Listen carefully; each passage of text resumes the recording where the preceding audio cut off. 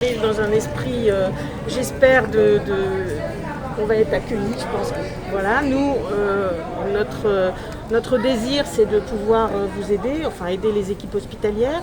On va bien sûr se mettre à leur disposition, à la disposition des cadres, à la disposition des collègues. Notre but, c'est ça, c'est de pouvoir vous aider dans la mesure du possible. On s'est mobilisé déjà depuis le début de la crise 2020 à La Réunion, mais aussi dans beaucoup d'autres endroits, en métropole et dans d'autres dom-toms, quand il y a eu des besoins, et puis le temps que peut-être l'épidémie se recule un petit peu, quoi. Voilà, donc nous on est en fait, il y a 6 infirmiers réa, un médecin et moi je suis coordinatrice. Je suis médecin mais je suis coordinatrice de l'équipe et pour être en lien étroit avec l'ARS de façon à pouvoir qu'on discute vraiment étroitement des besoins et éventuels et de l'évolution de l'épidémie. C'est important pour nous d'être présents parce que c'est la solidarité nationale.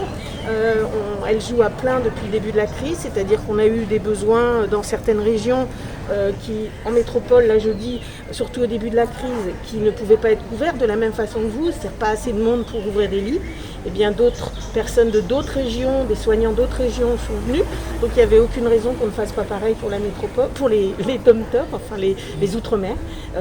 Et c'est ce qui s'est passé, donc depuis le début on est allé un peu partout, et là c'est vous qui avez besoin, enfin au niveau de la Réunion, les services hospitaliers ont besoin de renforts, donc nous sommes là. Nous avons été mobilisés en 2 jours, puisque l'alerte est tombée le dimanche soir, et le lundi on était mobilisés pour partir hier soir. Sur le terrain, on imagine des personnels fatigués, parce qu'à chaque fois qu'on est venu, c'était ça qui se passait, c'est-à-dire que les personnels étaient vraiment un petit peu fatigués, et donc c'est vrai qu'ils sont souvent contents de pouvoir souffler, en tout cas en nombre parce qu'en général il y a beaucoup de patients, plus que d'habitude, et donc les gens sont vraiment usés, et donc nous on est un petit peu frais, plus frais en tout cas, et donc on attend de pouvoir les aider et les soulager un petit peu.